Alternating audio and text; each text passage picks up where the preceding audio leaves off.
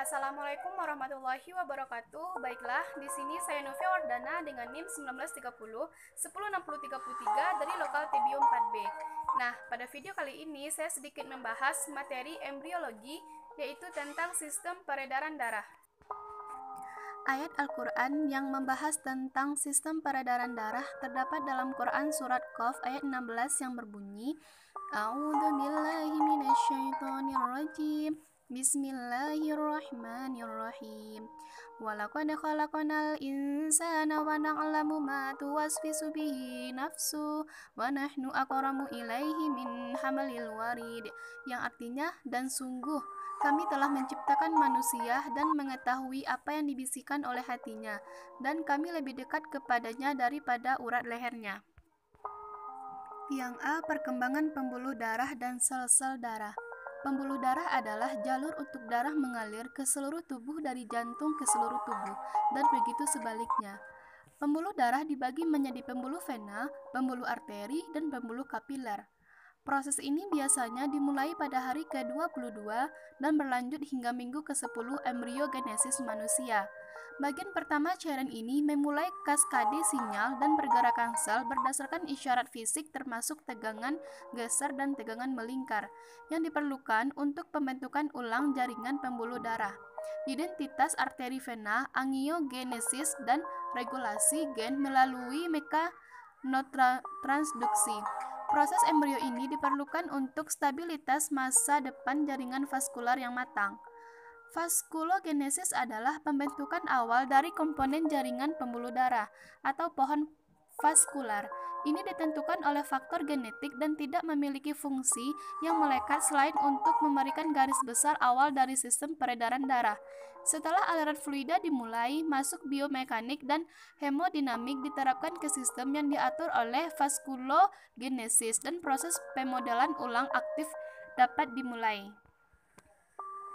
Isyarat fisik seperti tekanan, kecepatan, pola aliran, dan tegangan geser diketahui bekerja pada jaringan vaskular dalam beberapa cara, termasuk morfogenesis percabangan, pembesaran pembuluh darah di daerah aliran tinggi, angiogenesis, dan perkembangan katup vena.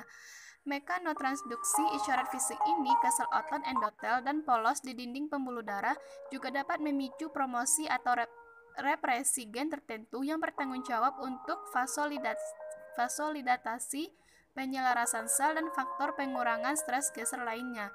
Hubungan antara genetika dan lingkungan ini tidak dipahami dengan jelas, tetapi para peneliti mencoba untuk memperjelasnya dengan menggabungkan teknik genetik yang andal, seperti organisme dan jaringan model yang ablasi secara genetik, dengan teknologi baru yang dikembangkan untuk mengukur dan melacak pola aliran dan profil kecepatan.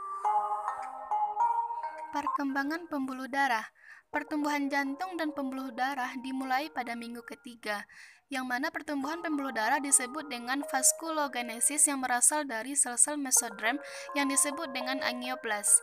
Angioblas ini berhubungan untuk membentuk pembuluh darah primitif. Pembuluh ini kemudian tumbuh dan menginvasi ke seluruh embrio. Perkembangan arteri. Embrio mempunyai aorta, dorsalis kiri dan kanan. Aorta ini bergabung membentuk aorta dorsalis communis. Yang A. Umbilisalis pada permulaan berhubungan dengan aorta. Pars superior aorta dorsalis kanan mengalami degenerasi, yang mana aorta dorsalis kiri dan aorta menetap membentuk aorta descendens. Selama minggu keempat, truncus arteriosus jantung berhubungan dengan aorta dorsalis kiri dan kanan, yaitu melalui arcus aorticus. Arcus aorticus ini atau lengkungan aorta berasal dari saccus aorticus, yaitu banyaknya dan sebanyak 6 pasang, yang mana gambarnya dapat dilihat pada gambar di samping ini. Lengkung aorta 1-2 mengalami regresi dan sebagian kecil menetap untuk membentuk A maxillaris. Lengkungan aorta 3, 4, 6 berkembang menjadi arteri pada orang dewasa, sedangkan lengkung aorta 5 tidak pernah terbentuk pada manusia, yang mana gambarnya dapat dilihat pada di bawah ini. Yang A yaitu pars superior truncus arteriosus. yang bertunas, yaitu untuk membentuk truncus brachiocephalosus. Yang B. Aorta descendens, yaitu berkembang untuk membentuk pembuluh darah di seluruh tubuh. Yang C. Pembuluh darah yang terbentuk tumbuh terus dan bermigrasi ke daerah yang membutuhkan. Perkembangan vena. Sistem vena pada perkembangan embrio yaitu meliputi sistem vitellina atau vena ompalomesentrika, yaitu mengangkut darah dari kandung kuning telur ke sinus venosus. Yang kedua, sistem umbilicalis, yaitu mengangkut darah yang mengandung oksigen dari plasenta.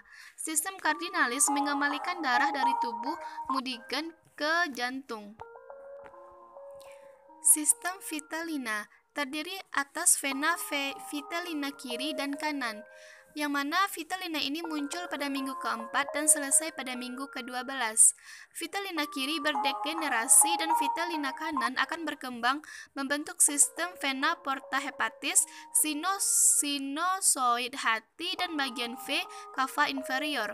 Ductus venosus yaitu menghubungkan vitellina umbilicalis ke vitellina cava inferior dan jantung. Selanjutnya yaitu sistem cardinalis terdiri atas sepasang vena, yaitu vena cardinalis anterior, vena cardinalis posterior, vena supracardinalis, dan vena subcardinalis, yang mana gambarnya dapat dilihat pada gambar di samping. Perkembangan jantung dan pembentukan sistem peredaran darah. Struktur primer pembentukan jantung terdiri pada minggu ke-3 hingga minggu ke-8, terbentuk dari mesodrem laternal. Secara umum, embriogenesis jantung terdiri atas 4 tahapan, yaitu yang pertama, pembentukan buluh jantung atau tubik, yang kedua, pembentukan jerat jantung atau perputaran bagian-bagian bakal jantung dan arteri besar atau looping, yang ketiga, pembentukan sekat jantung atau septasi, dan yang keempat, yaitu pergeseran bagian-bagian jantung sebelum mencapai bentuk yang akhirnya bermigrasi. Perkembangan pembuluh darah. Yang pertama, vaskulogenesis, yaitu pembuluh darah terbentuk dari penggabungan angioblas. Yang kedua, angiogenesis, yaitu pembuluh darah menyebar dari pembuluh darah yang sudah ada. Sistem arteri. Lengkungan aorta pertama, pembuluh darahnya yaitu maxillaris, lengkung aorta kedua, hyoid dan stapedi, lengkung aorta ketiga, carotis communis dan bagian awal carotis interna, lengkung aorta keempat kiri, arcus aorta dari carotis communis kiri sampai subclavia kiri, lengkung aorta keempat kanan yaitu bagian proksimal A, subclavia kanan, lengkung aorta keenam kiri yaitu pulmonalis kiri dan ductus arteriosus, dan lengkung aorta keenam kanan yaitu pulmonalis kanan. Sistem pembuluh darah balik atau vena. Yang pertama yaitu vena vitellina atau vena omphalocmensetrica, yaitu mengangkut darah dari kantung kuning ke sinus venosus. Yang kedua, vena umbilicalis, yaitu berasal dari villi chorion dan mengangkut darah dengan oksigen tinggi ke janin. Yang ketiga yaitu vena cardinalis, yaitu mengembalikan darah dari tubuh janin ke jantungnya sendiri. Nah, itulah video tentang sistem peredaran darah pada kali ini. Semoga bermanfaat. Terima kasih. Assalamualaikum warahmatullahi wabarakatuh.